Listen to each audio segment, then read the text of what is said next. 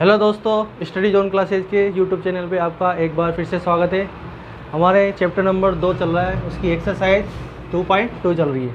ठीक है, तो इससे पहले हमने यूक्लिड विभाजन विधि से HCF निकाला था। ठीक है, और इस वाली प्रश्नावली में जो फर्स्ट क्वेश्चन दे रखा है उसमें आपको अभाज्य गुणनखंड के रूप में निकालना है और उसके गुणनफल के रूप में व्यक्त करना है, जो हमने पहले भी पिछली क्लासों में किया, 7th 8th में किया है। उसी टाइप से क्वेश्चन है ये।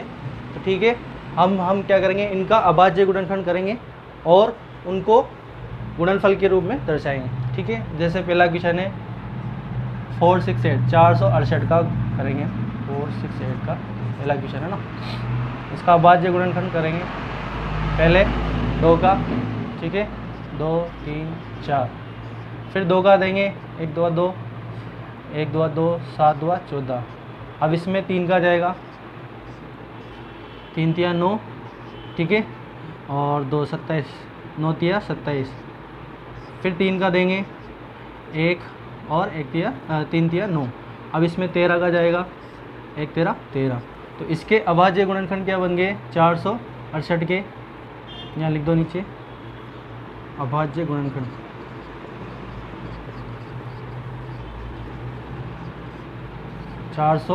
के अभाज्य गुणनखंड क्या होंगे, 2 कितनी बार है, 2 की घात 2। 3 कितनी बार है, 3 की घात 2। और 13 कितनी बार है, 1 बार, 13 की घात 1। इस तरीके से आपको ये अभाज्य गुणनखंड के रूप में दर्शाना है। ठीक है, ये फर्स्ट क्वेश्चन था। सेकंड क्वेश्चन देखो,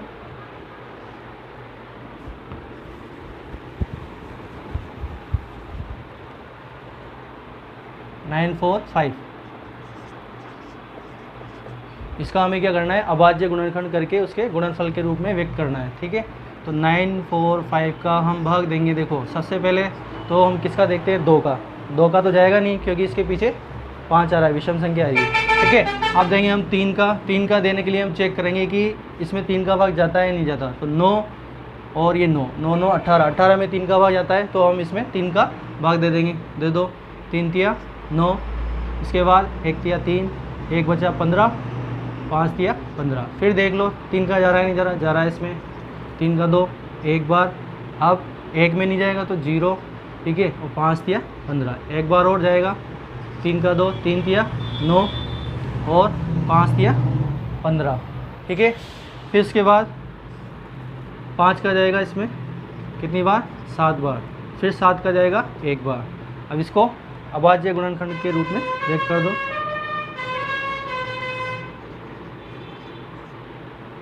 है ना। 9 4 5 बराबर 3 की घात कितनी होगी, 1 2 3, 3 की घात 3। ठीक है, 5 की घात 1 और 7 की घात 1। इसी तरीके से 140 है, इसका करेंगे थर्ड क्वेश्चन। 140 के हम अभाज्य गुणनखंड करेंगे। 2 का जाएगा कितनी बार, 70 बार। 2 का जाएगा 35 बार, है ना। फिर 5 का जाएगा, इसका 5 का 7 बार। फिर 7 का जाएगा 1 बार। इसको अभाज्य गुणनखंड के रूप में व्यक्त करो, अभाज्य गुणनखंड। ठीक है, 140 बराबर 2 की घात 2, 5 की घात 1, 7 की घात 1। इस तरीके से। इसी तरीके से क्वेश्चन नंबर 4 है, 3825 का हमें क्या करना है, अभाज्य गुणनखंड करके गुणनफल के रूप में व्यक्त करना है। देखो 3825 में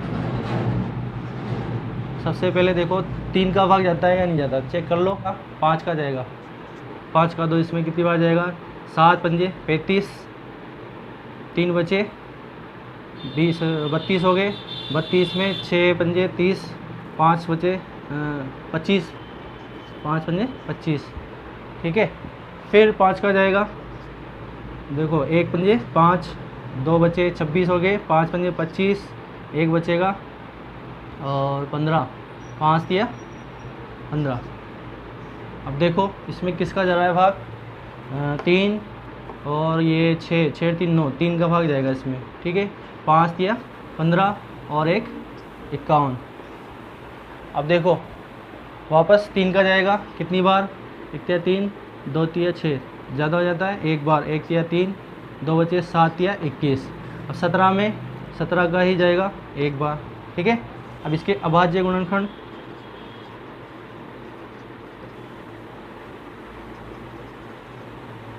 बराबर 5 की घात पहले संख्या लिख दो 3825 बराबर 5 की घात 2, 3 की घात 2, 17 की घात 1। इस तरीके से हमें दर्शाना है। क्वेश्चन नंबर 5,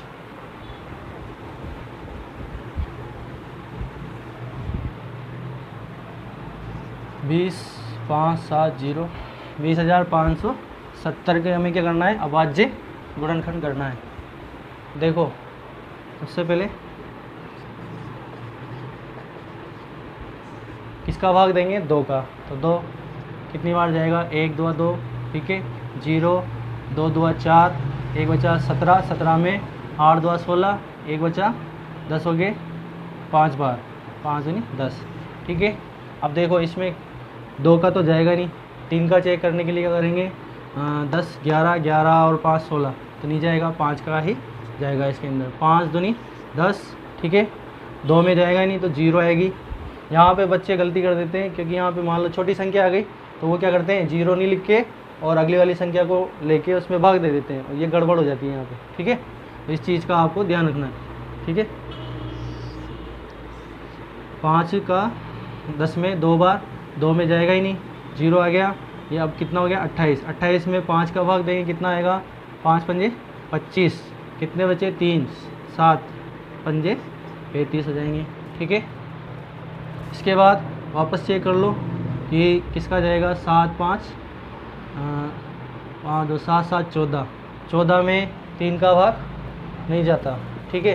तो अब संख्या देखो, 5 का भी नहीं जाएगा, 3 का गया ही नहीं, 7 का देखते हैं एक बार, 20 5 7 है ना, 107 2 7 14, कितने बचे 6, 7 7 49, 8 7 56, 9 7 63, कितने बचे 2 27,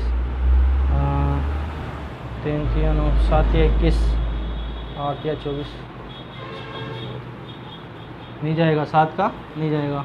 7 के बाद किसका देखेंगे, अब 9 का भी नहीं, 7 9, अब देंगे हम 11 का, 11 का एक बार देखो, 2057 में 1 11 11, कितने बचेंगे 9, कितनी बार जाएगा, 8 बार, 8 11 88, ठीक है। 15 में से 8 गए तो कितने बचे 7, ठीक है। एक 7 नीचे आएगा, 7 11 77, कितनी बार गया 187 बार, और किसका 11 का 187, ठीक है। अब फिर देंगे हम 187 में किसका जाएगा, वापस 11 का ही जा रहा है इसमें, ठीक है। 11 का कितनी बार, 1 11 11, कितने बचे 7 7 11 77, 17 बार, ठीक है। और 17 में 17 का ही जाएगा एक बार, ठीक है। अब इसके अभाज्य गुणनखंड लिख दो रूप में, अभाज्य गुणनखंड, इसके 20,570 के अभाज्य गुणनखंड क्या होंगे, 2 है ना, 2 की घात 1 एक बार, ये 5 की घात 1, इसके बाद 11 की घात कितनी है 2, उसके बाद 17 की घात 1, ठीक है। ये इसका अभाज्य गुणनखंड के रूप में व्यक्त कर दिया। एक क्वेश्चन नंबर 2 है आपके, पूर्णांक को दिए गए, मतलब पूर्णांक है, निम्न युग्मों का मस और लस, HCF और LCM दोनों याद करने हैं, और सत्यापित कीजिए कि लस का और मस का गुणनफल किसके बराबर होगा, दोनों पूर्णांकों के गुणनफल के बराबर। इसका गुणनफल किसके बराबर होगा, इन दोनों का जो HCF और LCM जो आएगा उसके गुणनफल के बराबर, ठीक है।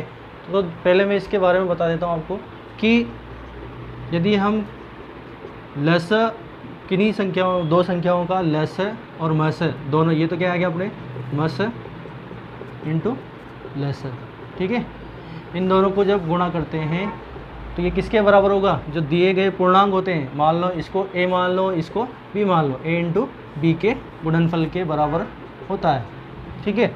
अब मान लो तुम्हारे इस टाइप का सवाल नहीं दिया हो सत्यापित करने वाला, और कुछ और सवाल दे दे, जैसे मान लो मसक याद कीजिए, 2 पूर्णांक दे दिए, उनका लसर दे दिया, ये 2 पूर्णांक दे दिए, उनका लसर दे दिया, और मसक याद करने के लिए पूछे तो आप क्या करोगे, मसक बराबर a इंटू बी, दोनों का गुणनफल, और इसके नीचे लसर का भाग दे दो।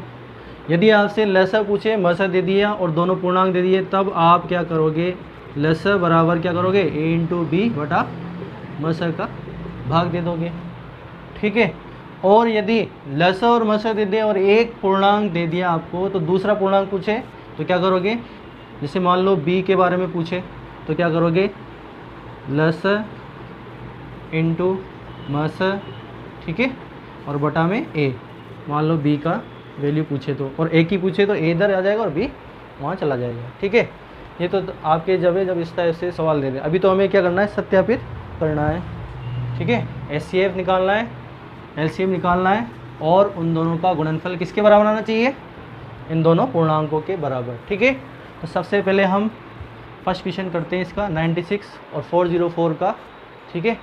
पहले मैं 96 का HCF निकालता हूँ, या पहले इनका क्या कर लेते हैं, गुणनखंड कर लेते हैं, अभाज्य गुणनखंड से करेंगे। ठीक है। 2 का भाग देंगे, कितनी बार जाएगा इसमें, 3 2 6, 4 2 8, ठीक है, 16 हो गए। 16 में भाग देंगे 2 का, कितनी बार जाएगा, 8 बार। ठीक है। इसके बाद 2 का देंगे, कितनी बार जाएगा, 2 और 4। फिर 2 का जाएगा कितनी बार, 1 और 2, 12 बार। फिर 2 का देंगे 6 बार। फिर 2 का देंगे 3 बार। फिर 3 का देंगे 1 बार। ठीक है। इसके बाद 404 का करेंगे अभाज्य गुणनखंड, किसका जाएगा, 2 का जाएगा, कितनी बार, 2 2 4 0 और फिर 2। ठीक है।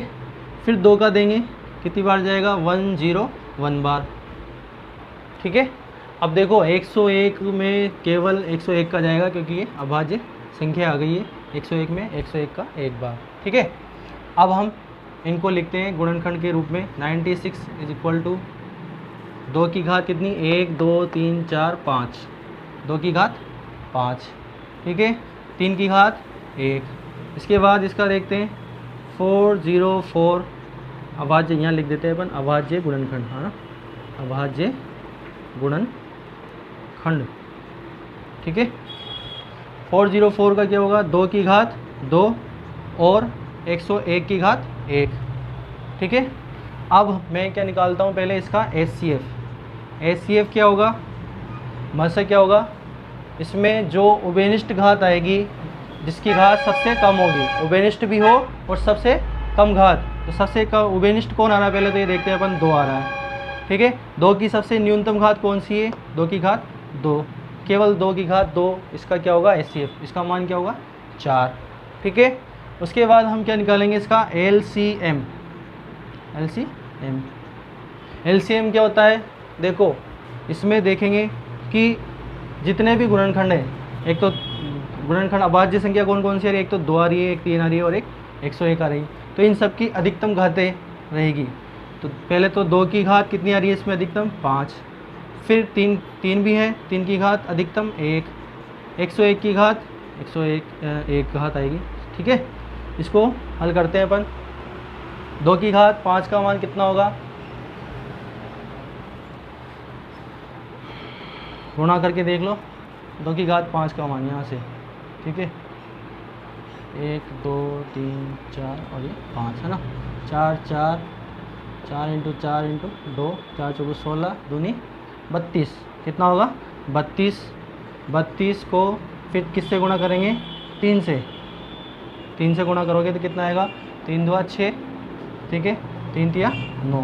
अब 96 को किससे गुणा करोगे, 101 से 1 से 101 से 96 से मल्टीप्लाई किया 1 को तो 6 9 0 9, फिर वापस इससे गुणा करोगे तो 96, कितना है इसका एलसीएम, 9696। ठीक है। अब देखो ये तो हमारे पास क्या गया, एचसीएफ और एलसीएम।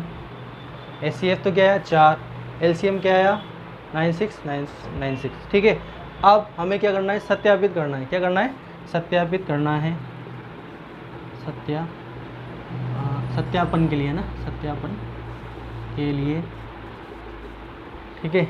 इन दोनों का गुणनफल HCF into LCM, 4 into 9696, 4 into 9696, 9696।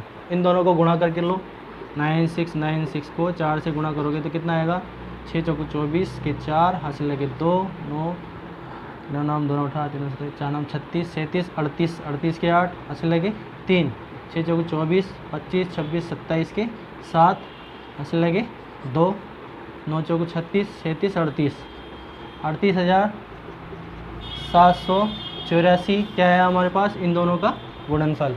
अब क्या करेंगे, इन दोनों का भी गुणनफल कर लो, पूर्णांकों का गुणनफल, वह पूर्णांकों का गुणनफल क्या है, पूर्णांकों का गुणनफल 96 को 404 से मल्टीप्लाई करना है, ठीक है।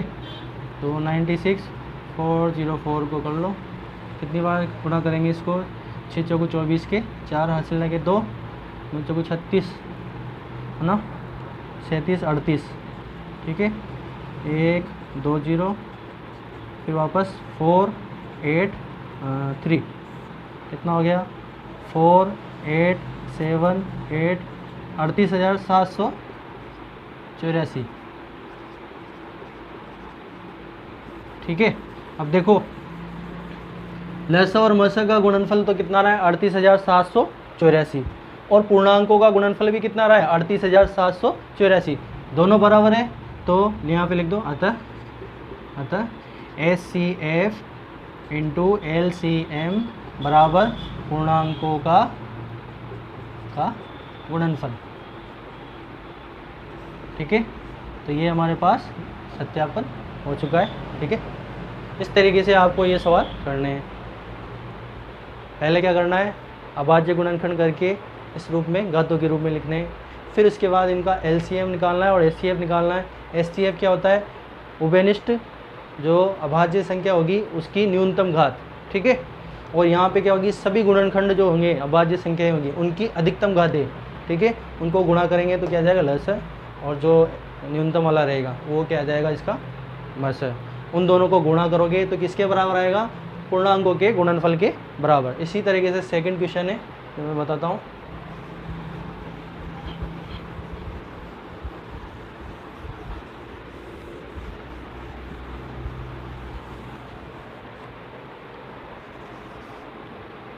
थ्री 3 6 का पहले हम अभाज्य गुणनखंड करते हैं।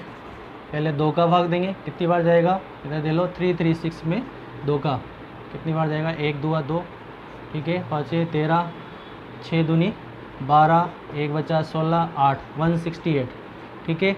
168 में भी किसका जाता है 2 का, कितनी बार जाएगा, 8 2 16, 8 2 का भाग देंगे 8 में 4 बार, 84 84 में 2 का जाता है, कितनी बार जाएगा 4 और 2 42 बार, ठीक है। फिर 2 का देंगे 2 और 1 21 बार, फिर 3 का देंगे 7 बार, फिर 7 का देंगे 1 बार, ठीक है। ये तो क्या हुआ हमारे पास 36 के अभाज्य गुणनखंड।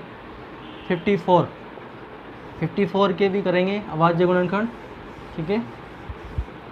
2 का भाग देंगे, कितनी बार जाएगा, 2 2 4, 7 दूनी 14, 2 का नहीं जाएगा, 3 का जाएगा, 9 3 27, फिर 3 का जाएगा 3 बार, फिर 3 का जाएगा 1 बार, ठीक है। अब यहाँ मैं लिखता हूँ इनको अभाज्य गुणनखंडों के रूप में, अभाज्य गुणनखंड के रूप में लिख दो।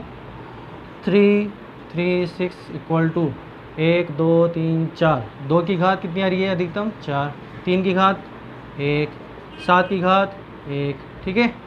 54 को क्या लिखेंगे, 54 को देखो 2 की घात कितनी अधिकतम 1, 3 की घात अधिकतम कितनी है 1 2 3, 3 की घात 3, ठीक है। अब HCF निकालना है और LCM निकालना है। पहले हम HCF निकाल लेते हैं, मस इसको बोलते हैं, मैं यहाँ लिख देता हूँ मस, हाईएस्ट कॉमन फैक्टर जो बोलते हैं, ठीक है। मस क्या होता है, उभयनिष्ठ गुणनखंड कौन सा है, 2 भी है और 3 भी है, तो 2 भी है और 3 भी है। 2 की न्यूनतम घात कितनी है, 2 की घात 1, फिर क्या है 3 भी है, 3 की न्यूनतम घात कितनी है 1, 3 की घात 1। तो 2 की घात 1 का मान क्या होगा 2, 3 की घात 1 का मान 3, 3 दुआ 6, इसका क्या होगा मसा होगा। ठीक है, इसी तरीके से हमें एलसीएम निकालना है, लस एलसीएम। एलसीएम में क्या होता है, ओबेनिस्ट कौन, इसमें सारे जो अभाज्य संख्या हैं कौन कौन सी, 2 भी है, 3 भी है और 7 भी है। 2 की अधिकतम घात कितनी है 4, 3 की अधिकतम घात कितनी है 3, उसके बाद 7 की घात अधिकतम 1 है। तो पहले इसको कर लो, 7, 2 की घात 4 का मान क्या होगा 16 इंटू 27 इंटू 7 की घात 1 का मान 7। इन दोनों को गुणा करके इससे गुणा कर दो, 27 इंटू 7 कितना होगा 7 सत्ते 49 के 9 हासिल लगे 4, 7 दूनी 14, 15 16 17 18 189। ठीक है, अब 16 से भी गुणा कर लो, कितना आएगा 54 5 है ना, 6 36 7 42 8 48 8 5 13 53 के 3 हासिल लगे 5 है ना, 6 5 11 189 ऐड कर दो, 4 9 3 12 10 की 0 हासिल लगे 1,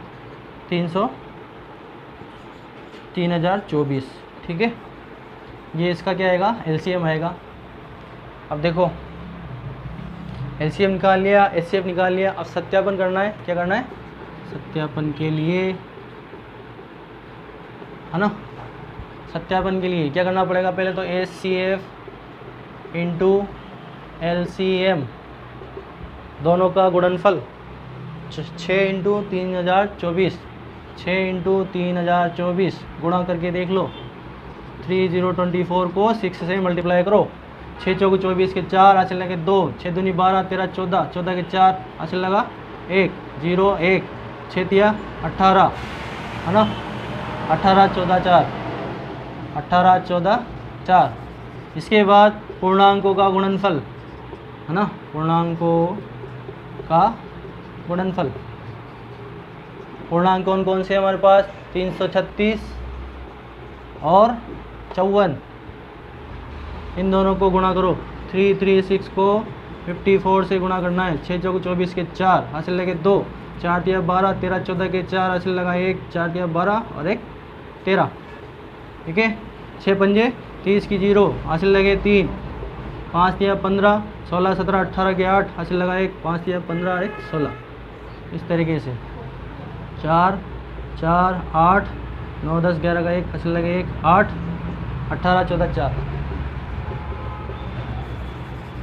अब देखो दोनों क्या आगे बराबर आगे, अतः क्या लिखेंगे एचसीएफ इंटू एलसीएम बराबर पूर्णांकों का गुणनफल।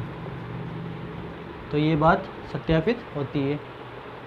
ठीक है, इसी तरीके से आपके थर्ड क्वेश्चन है, इसको उतार लीजिए।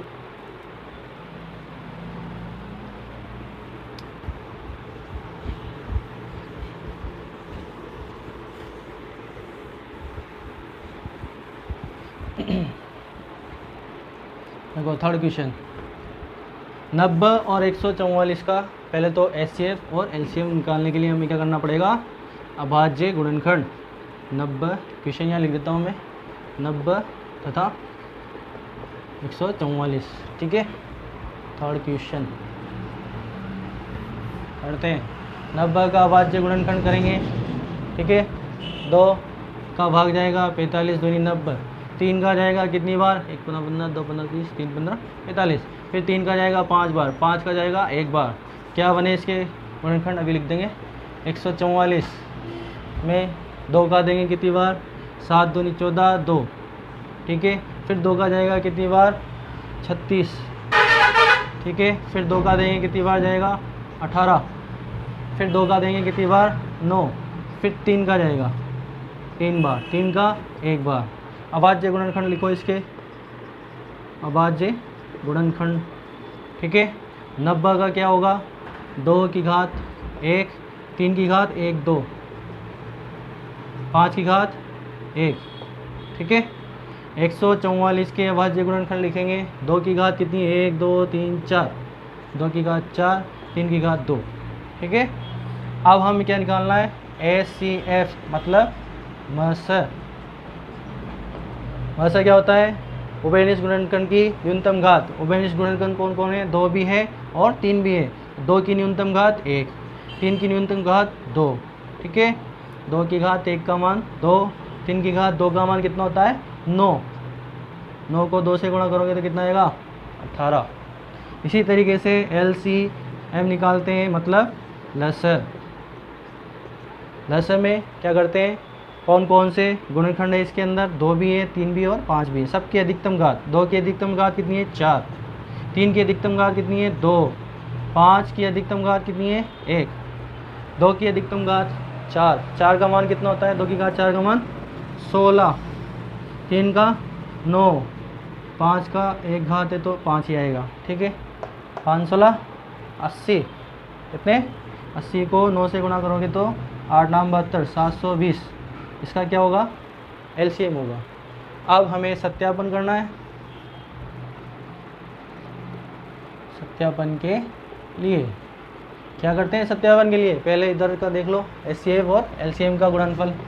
HCF इंटू LCM बराबर कितना कितना है? 18 और 720। 18 को 720 से गुणा करना है। ठीक है, 0, 36 के 6 है ना, हासिल के 3। अब 18 को 7 से गुणा करो, कितने होते हैं? 18 इंटू 7 126 और कितना था? 3, 129। ठीक है, ये तो इसका गुणनफल आया। इसके साथ हम इन दोनों को भी गुणा करते हैं। पूर्णांकों का गुणा व पूर्णांकों का गुणनफल। ठीक है, गुणा करो, कितना है? 90 इंटू 144। ठीक है, 9 से गुणा कर लेते हैं, 1 0 बढ़ा दो। 9 चौको 36 के 6, ऐसे लगे 3, 9 चौको 36, 37 38 39 के 9, ऐसे लगे 3, 9 और 3 12। ये देखो दोनों क्या आ रहे हैं? बराबर आ रहे हैं। अतः HCF इंटू LCM बराबर क्या होगा? पूर्णांकों का गुणनफल। ठीक है, तो हमने जो लिया है HCF और LCM, ये दोनों क्या है? सेम है। ठीक है, तो ठीक है दोस्तों, आज की क्लास हम यही ख़त्म करते हैं। अगले क्वेश्चन अगले वीडियो में बताएंगे। तो आपको हमारा पढ़ाना कैसा लगा? अगर आपको समझ में आया हो तो इसको हमारे चैनल को सब्सक्राइब कीजिए, लाइक कीजिए, शेयर कीजिए और हमारे साथ बने रहिए। ठीक है, थैंक यू।